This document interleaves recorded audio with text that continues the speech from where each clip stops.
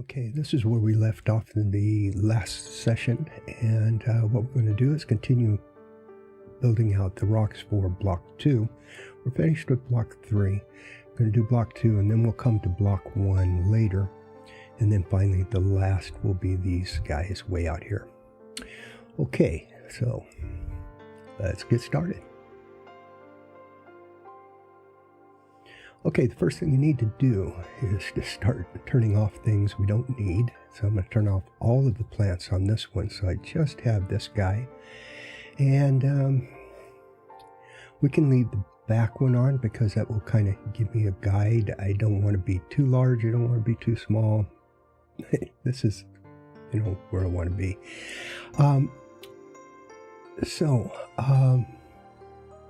The first thing to do is to get this guy set up so that we can start painting on top of it. So what I'm going to do is, just like before, I'm going to make a copy of this layer. Just like that, turn off that one. This is the one we'll be working from. And with Control U, I'll turn on my hue, saturation, luminosity, and I'm going to turn the luminosity as far down as it can go so I have solid black here. Okay, and with that, we're going to,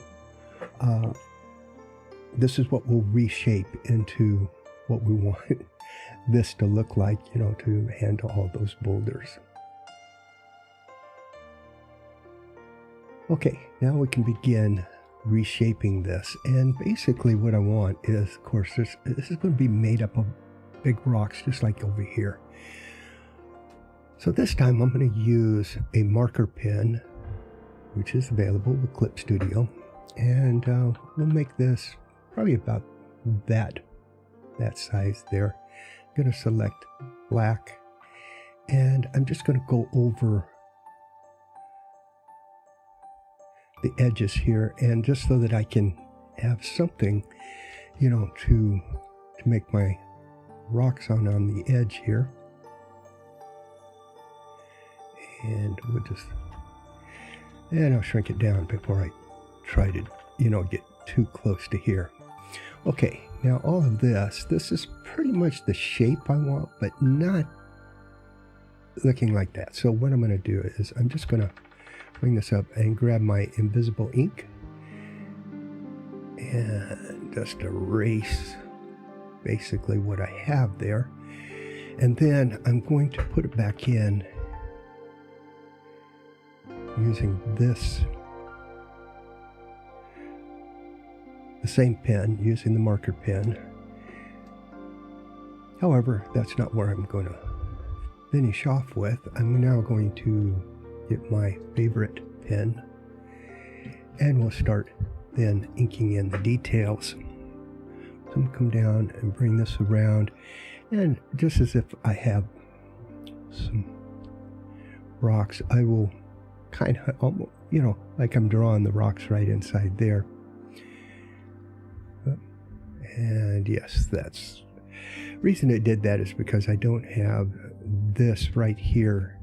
It will try to do everything it can outside of a selection, and I didn't have anything selected, so it did the whole screen. Okay, and we're going to have quite a few rocks here. I'll come back and do those, but just to kind of give an idea of what's going on. I want to have quite a few small rocks, and because there's going to be a lot of detail. We'll have, smaller rocks that'll come out here, and we'll put some pebbles on the sand here.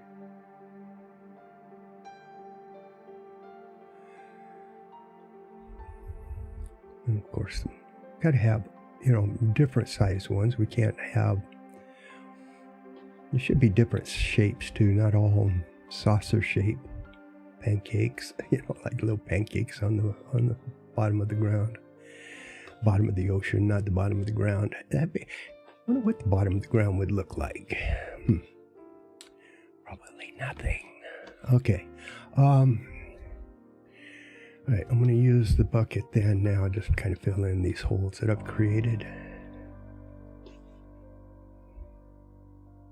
I'll come back and do that differently. Okay, grab my pen again and we'll just draw that in. Now let's take a look from afar. How's that look?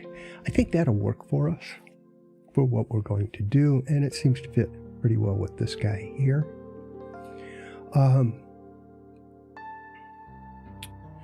Might want to have maybe some rocks out here.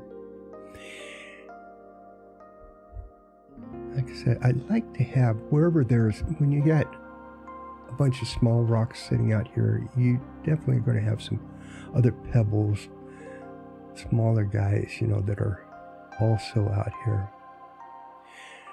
They didn't come down there by themselves.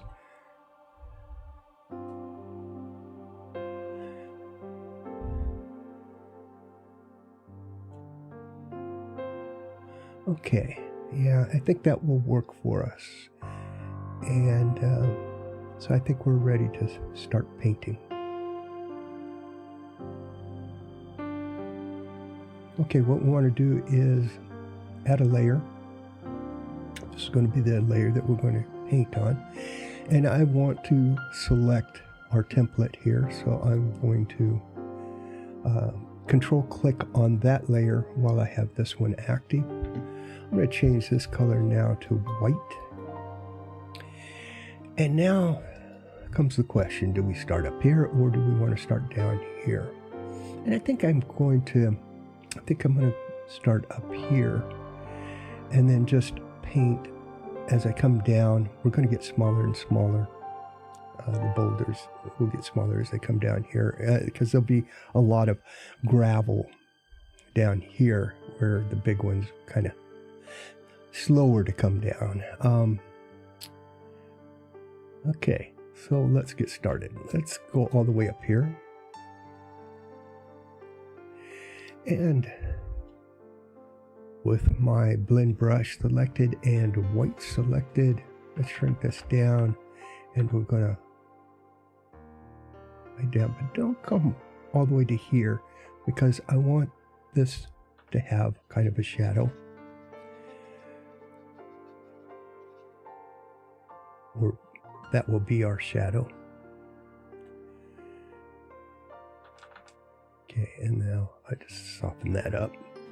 Now this one can be a little lighter than what we did the first one because it's closer to us, and it will get a little bit more light, but at the same time we're going to also add more shadow, so it does become darker as it comes closer.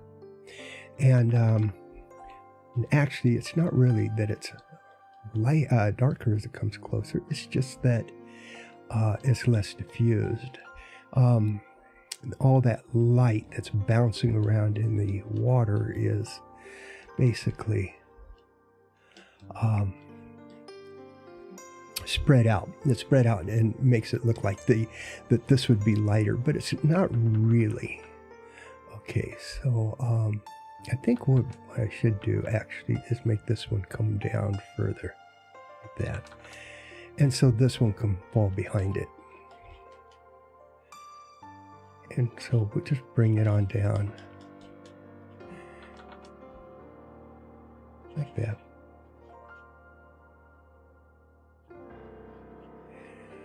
Right down into the shadows. Okay. And let's bring him again. Don't want to come all the way to that edge. Let's keep some of that black to become our shadow.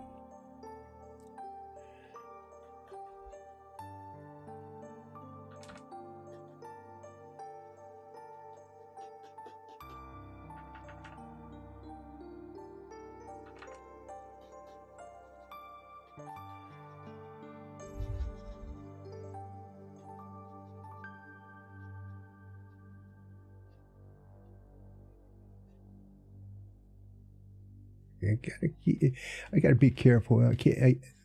tend to get just a little bit too fast and start touching that corner, these edges, and I don't want the edges to be messed with. I want them to be nice and crisp up there. And we'll bring this right on over to almost where it's touching so that it doesn't look like, you know,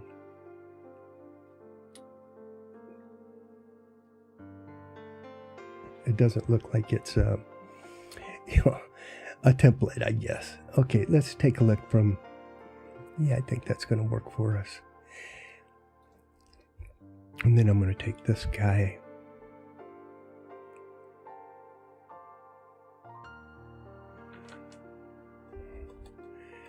Bring him on down.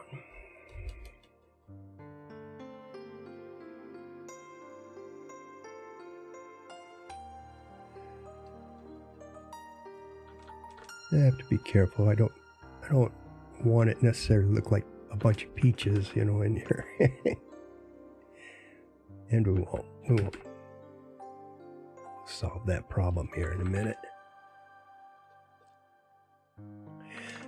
And like I said, because these boulders are bigger, we are going to go much faster than we did in the last one. And the last one is what established, you know, how we're going to do this, how we're going to approach building these out. And I'm going to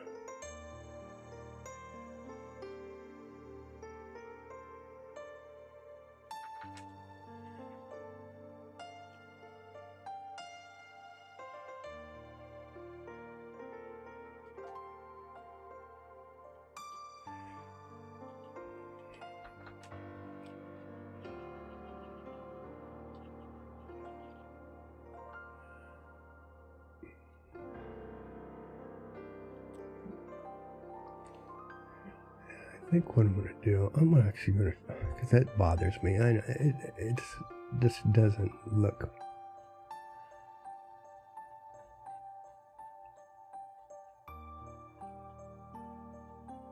Okay, and let's bring this one up, and we're going to bring him right on.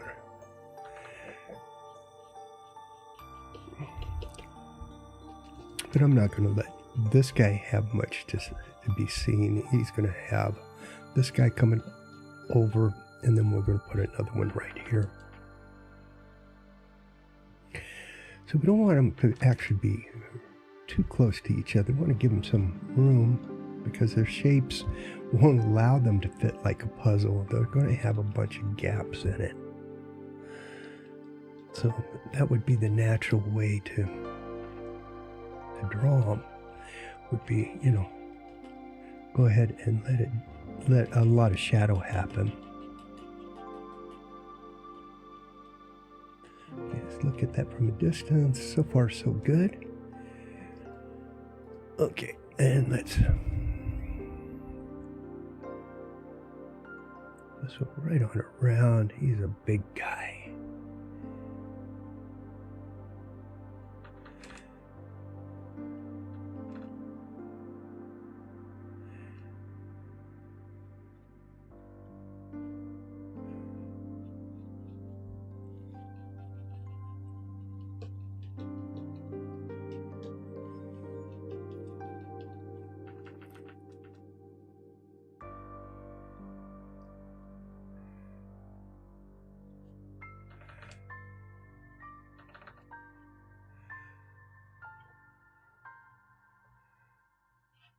Again, when you do this for yourself, you probably want to go much slower than I am because I don't want to bore you guys, you know, watching me just do this. So I'm going quite quickly so you can see it as fast as possible. But at the same time, I would do it a bit slower and try to really focus on how these rocks look. I'd shape them, and sometimes I would take them out, add another, you know, replace them, redo them. Don't be afraid to do that, you know. Let him come over so that this guy is behind there, like that. And this guy here, let's let him kind of go over both of those, but, or over this one, but he's going to come under this one. It'd be stuff like this where I see now, because kind of evolving this stone here as I go. Then I have to fix that, but I will.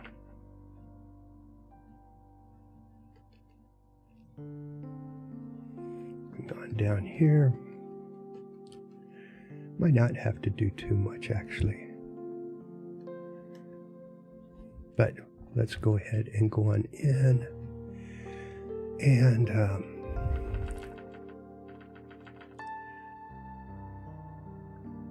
want to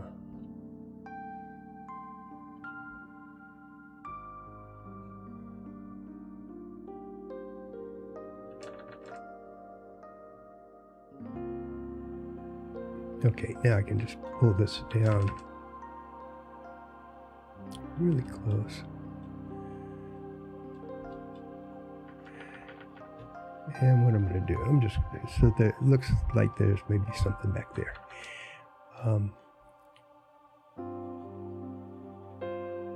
Just want that to be nice and crisp right there on the edge. And then soften it up towards the shadows. That up. Same with this one, I want this to be nice and crisp. And then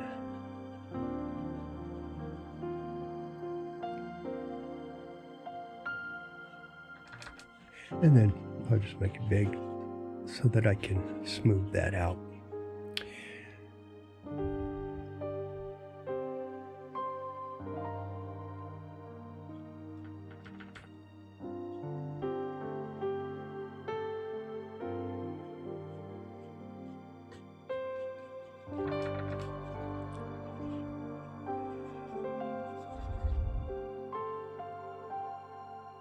Just barely touching my tablet when I'm doing this, because I want to feather it really good. Okay.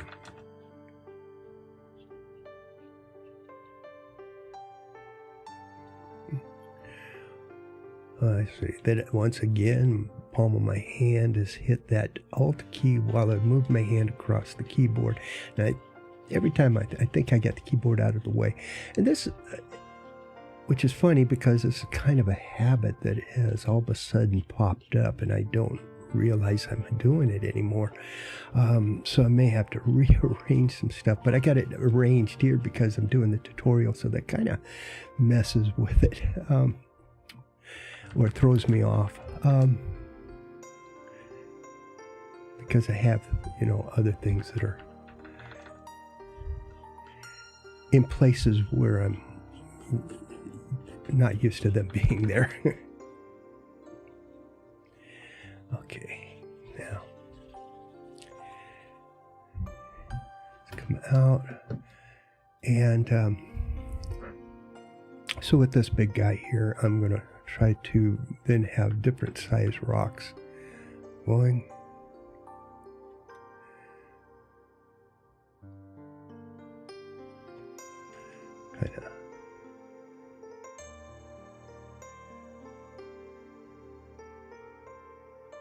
Maybe kind of like that, and then we'll bring this guy up here. I think I almost want him to do this. Maybe we can get away with that. I might have to clean that up, but that's okay. You have the right to change your mind as you're doing your drawings. Something may look better.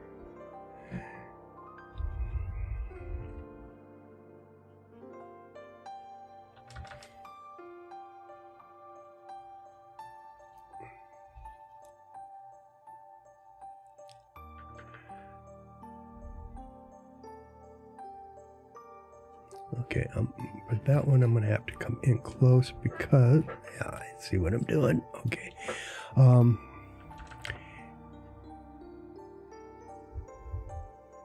Wow.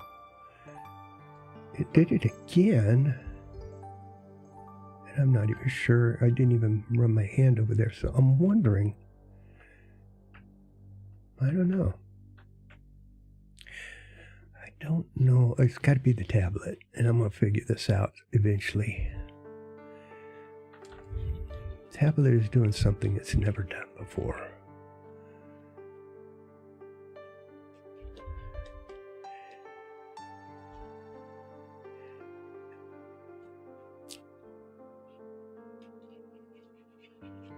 And I've had some updates, you know, with software updates with both Clip Studio and Windows and the tablet, you know, so it could be anything. Could be the graphics card, I guess, but I doubt it. I think it's more, you know, something with the button relationship. Okay, I want to back all the way out and see what...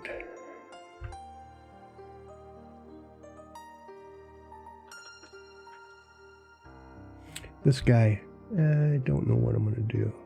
I just don't know. He's too something. Might be too big. Yeah, I think what I'm going to do is...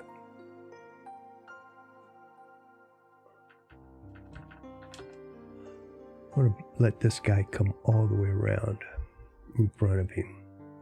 And let this one come up in front of him here. Like that. I think that's the best way to do it. And then this guy can come around and actually be in front of both of those guys. So let's do that. Let's erase that out. Okay, pick white again, and let's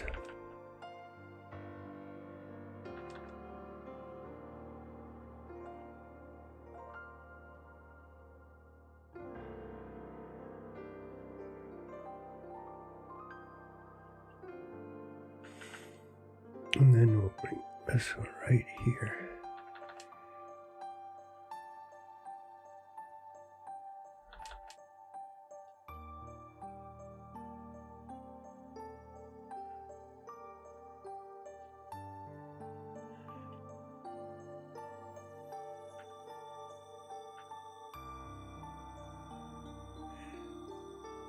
And as I do come down, I'm shrinking this down a little bit more each time, just a little bit, but if you make it too small, you'll get lines, and I want this to be pretty smooth right now for this version, anyways, for this level. Okay, and we'll bring him right on up, and then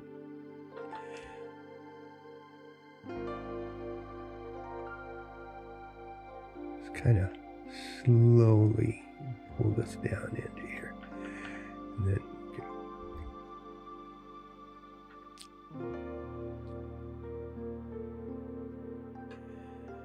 I think the thing to do here too, though, is this is just a bit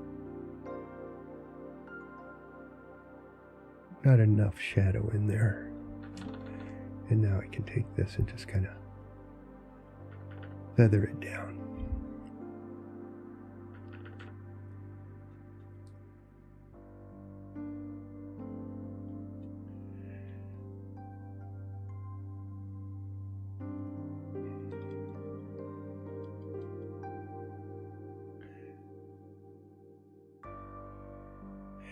And watch for your accidents. Those are where you're going to find some inspiration. You know, if you do something, you make a stroke or something on here, and it's accidental,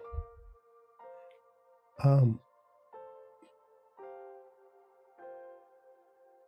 might have something, you know, nice there that you might like. So, you know, I'm saying, pay attention to the mistakes, because there can often be some nice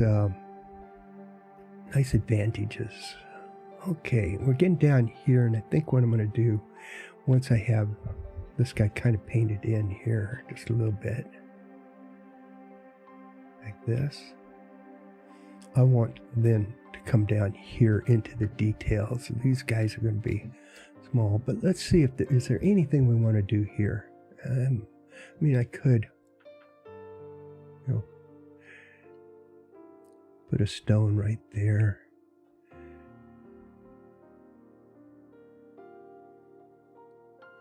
Just kind of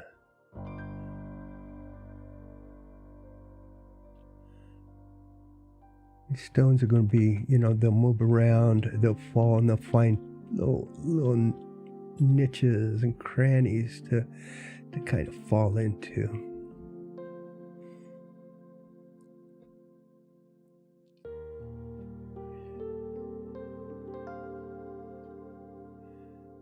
Okay, all right. Now let's get into the details. Okay, so what I'm going to do, I think, try to just kind of sketch in where I think these stones should go. I know we'll put one right there, and one there and one there. This guy, how do I want him to go? Do I want him?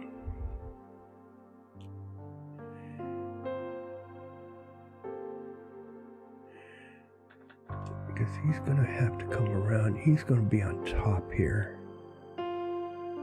Just kind of let it fade out.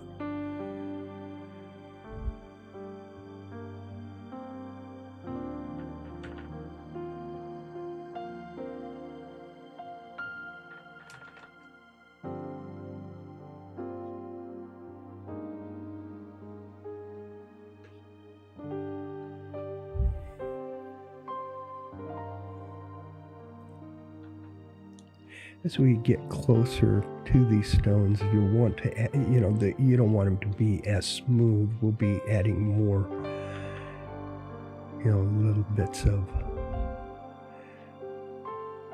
you know, little angles to them, you know, to give them a little bit more interest and realism. Believability, actually, is what as an artist, that's what you're really going for, is believability. It doesn't have to look real, it just has to be believable. That's why, you know, I love stylized graphic novels, sometimes even more than I like the real looking stuff, because, well, first off, it's artist's imagination. It's what's going on, and they can make that look believable, like you know what it is, and it looks interesting. That is, to me, is real creativity right there, because where the artist is able to bring that to life for me, you know. I'm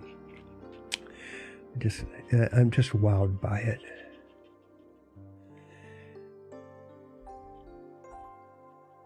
One of my favorite in this, where it's just pure art. The graphic novel is pure art to me, and that's the graphic novel Ain't No Grave. Love the artist in that, because man, that is so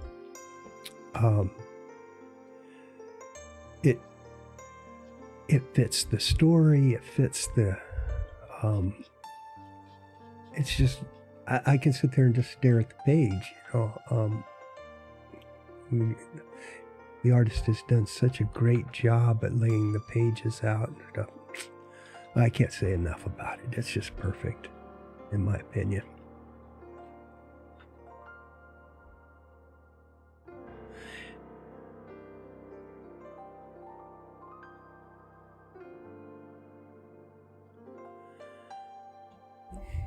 Okay, let's take a look, see how that's looking. We're going to look from, and I'll turn off that. That's kind of distracting, but I think that it's going to work for us.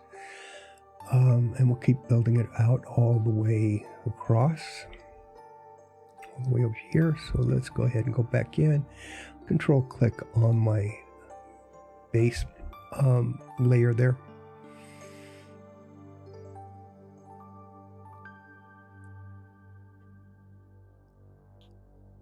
Okay, and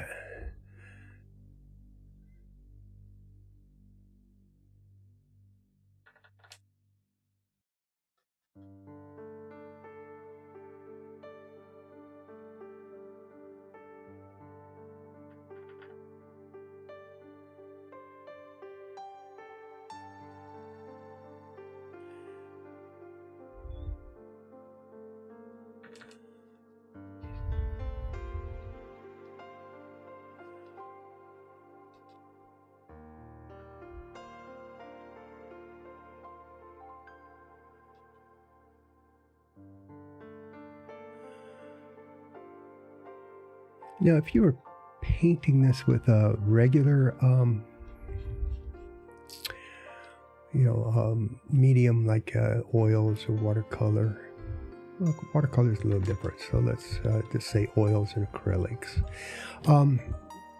You'd probably do this like with a gesso or some on the background, directly on the canvas, and let it dry. But you wouldn't get away with just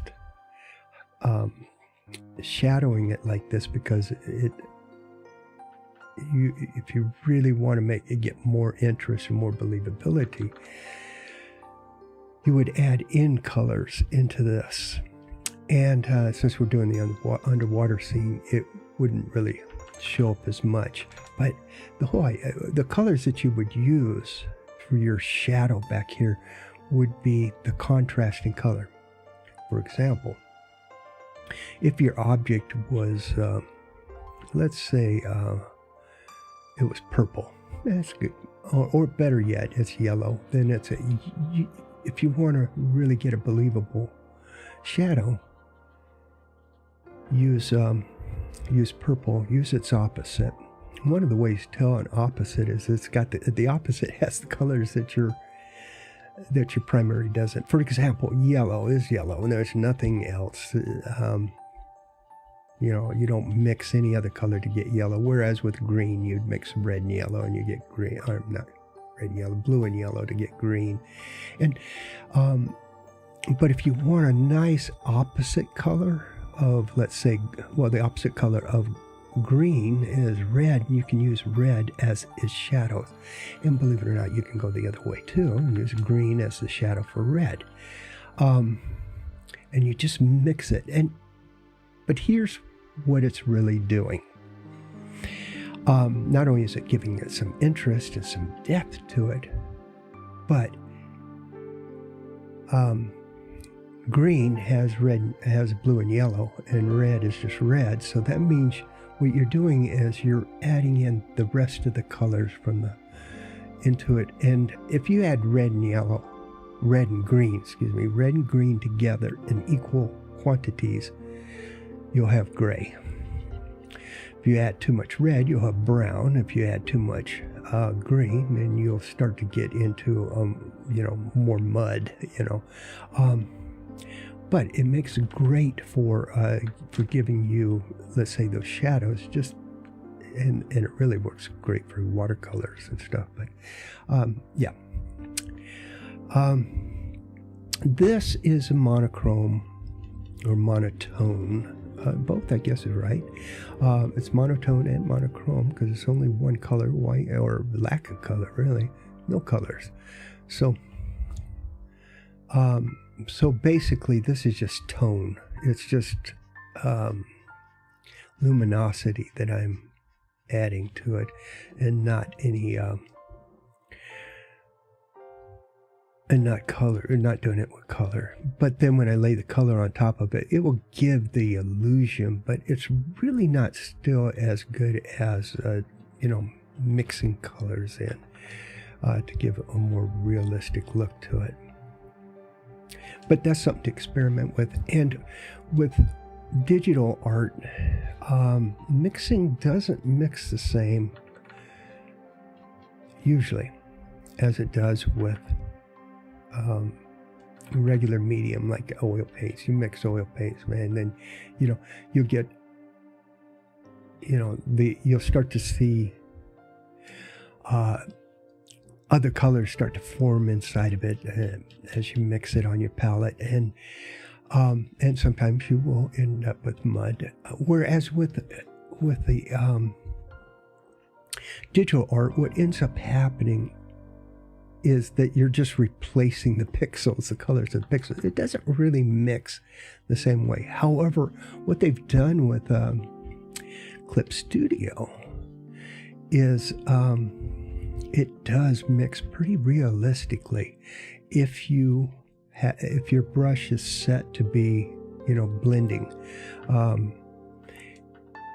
and so it will, like, if you mix red and green together on your palette or on your canvas, it mixes just almost like real paints, and you'll get that mud look, you know,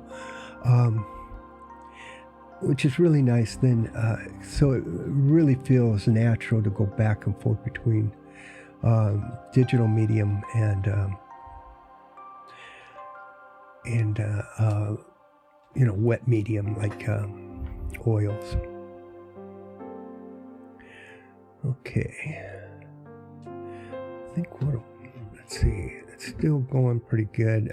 This is kind of, it's almost getting to that same problem I was having over here, where it becomes too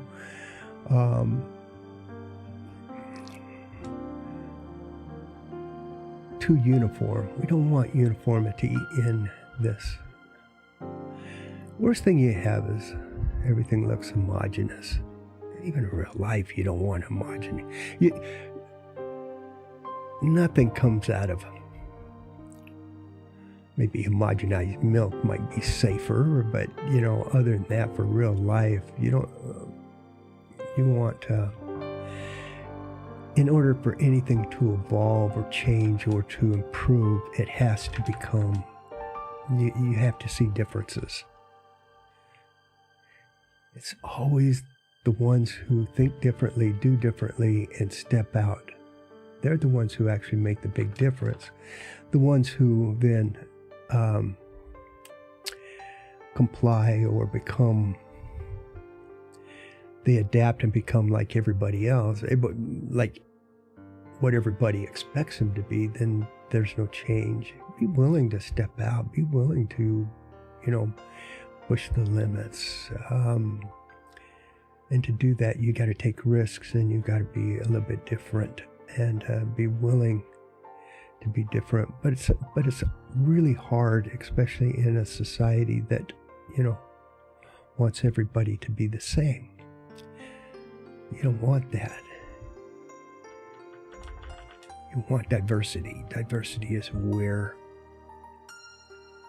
everything good comes from, or everything creative, but everything bad too. I mean, you know, but you know, it's kind of like, it's the same with art. And I gotta let mistakes happen so that I can see what the limits of the brush or the limits of my talent or whatever, and so that I can either use those limits or, you know, go beyond the limits.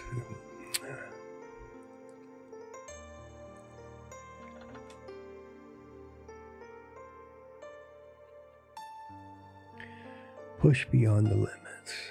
That's what I'm. Now, this stone is a little bit more forward, so I don't have to worry as much about that shadow. His shadow would be so diverse, or so diffused or spread out because of, but at the same time, I don't want this rock,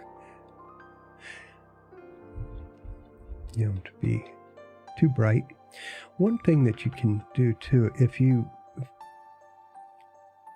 have trouble shaping a rock because it's too close, or you want it to feel more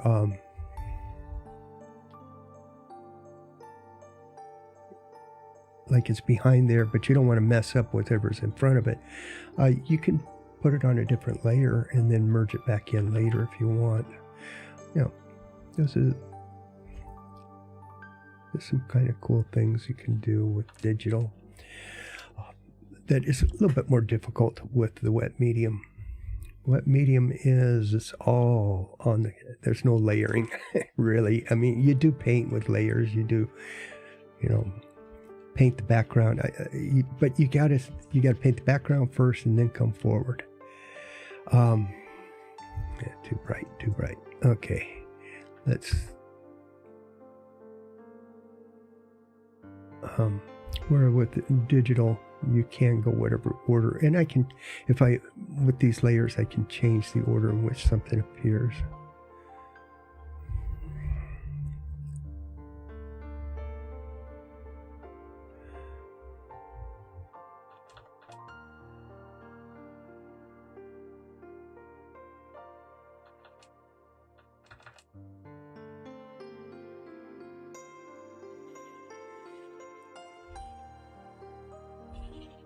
And it's part of why, too, that I'm, get this edge, this selection on, is because this is another way of, it's masking, basically. It's masking off this from the rest of the canvas, so that I can paint freely without worrying about, maybe ruining something that's in the background there.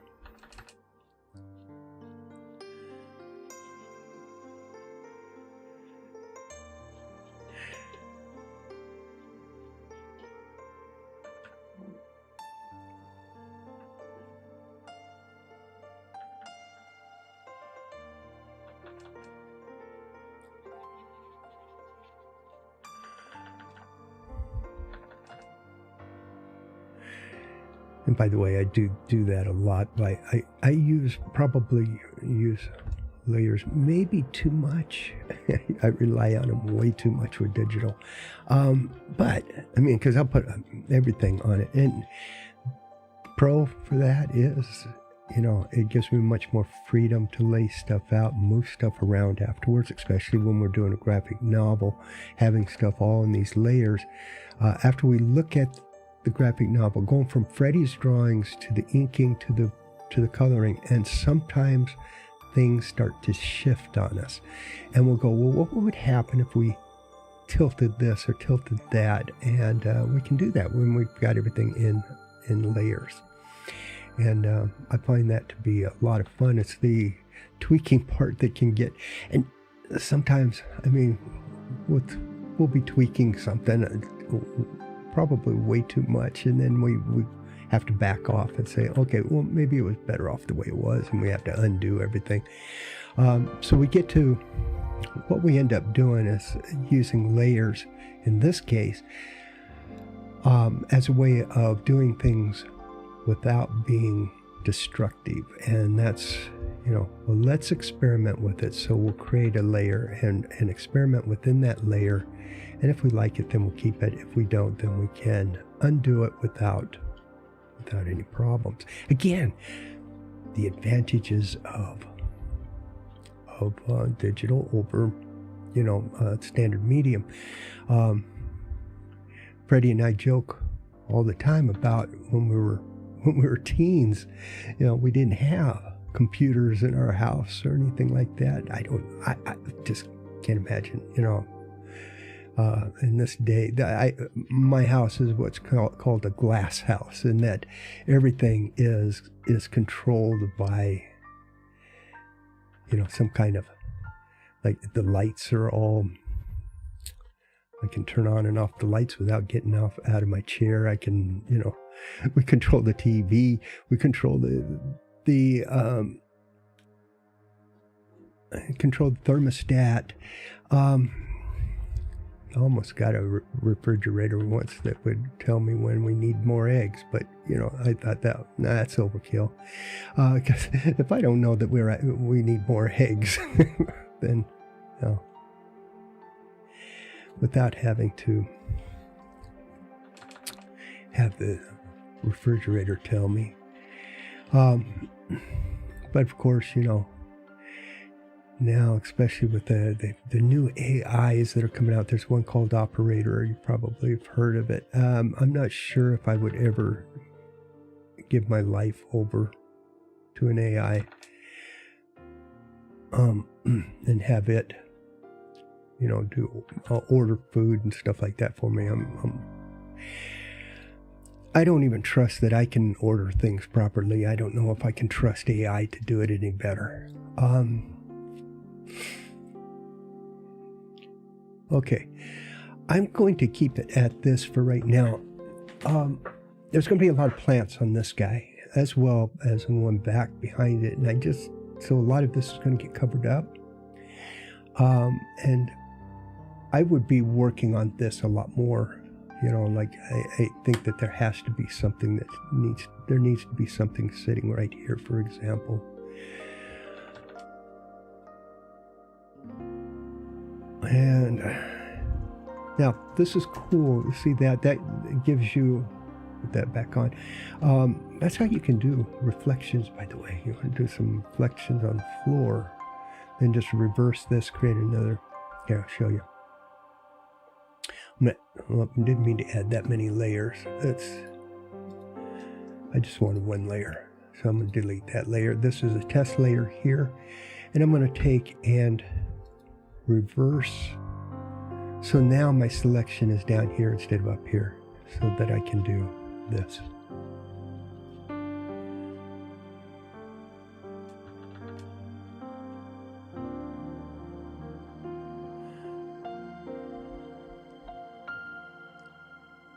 Okay, look at that. Okay, if we go out, you kind of get the idea that it's, you know, you play around with it. And the thing is, you just have to pull it straight down.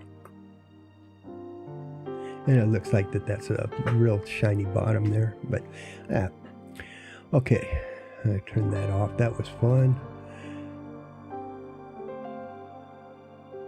I add another layer here, and again, I'll control click so I get that. On this one, we're going to do that texturing effect that we did here by rendering a purlin noise. And of course, I want that to be a little bit bigger than these guys because this is much, much closer. And then what? Now, if I come this way, you can see that we get, you know, extra noise. That's okay. We're going to try. Every time I do this, you know, I end up doing something a little bit different and liking it. And so do we want it bigger, or do we want... Let's try right there. Okay, and then we'll go with the soft light like we did before, and then we have it. Okay, so let's now, I'm going to hit Control U to give me my luminosity, and I just wanted to bring that up just a little bit in that.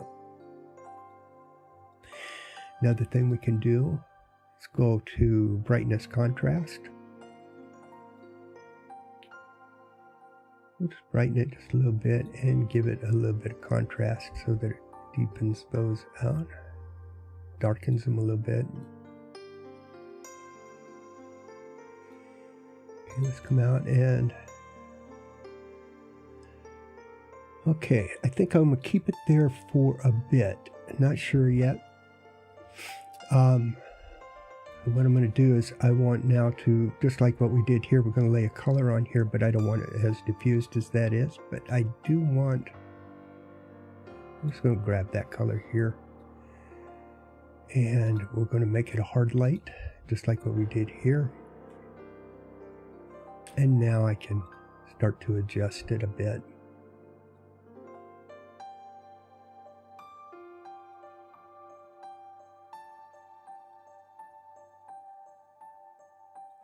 You see how this stands out against this, and now I can go ahead and turn that off, and you can start to feel how this is closer than that.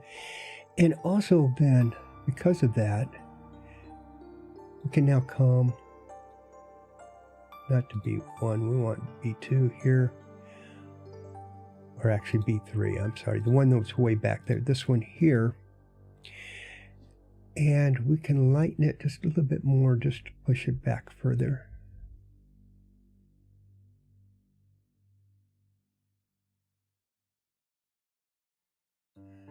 And adjust some of the color a little bit.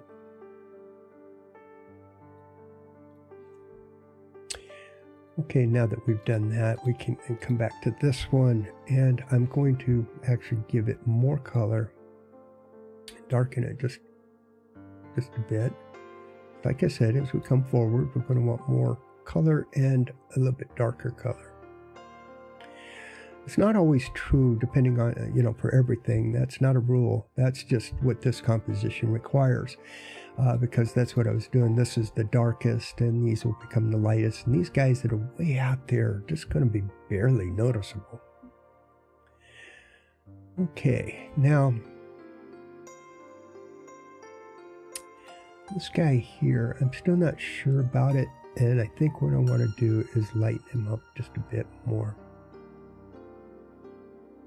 Yeah, there we go. Okay, and of course this doesn't matter, the colors. And this one.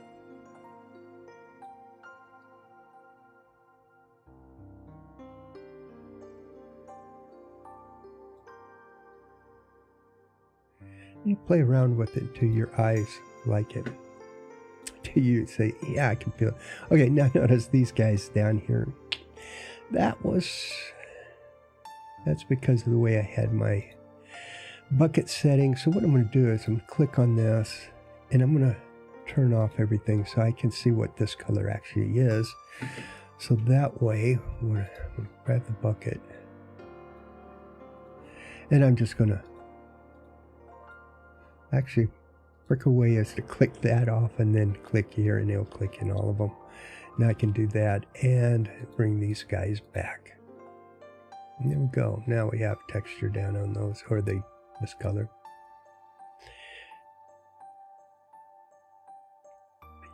Let's see what it looks like then, and when we drop our plants in. Okay, and so what we'll need to do when we get to that step is we're going to kind of root these in, kind of anchor them into the rocks. So we may, like this guy, we got to bring some rocks in front of him. So where he is, he'll probably be behind this set of rocks, and so on and so forth. And then we'll have some stuff out here on this guy as well. So you can see that a lot of the rocks start to get filled in with or covered by these plants. And then we also have some shadows that we got to put in here, because obviously that doesn't look realistic. It's just sitting on the ground, you know, like, but we'll have shadows there. We'll have shadows from the plants, and so on and so forth. Okay. I think that's where we're going to leave this guy, and the next one we'll tackle this big guy.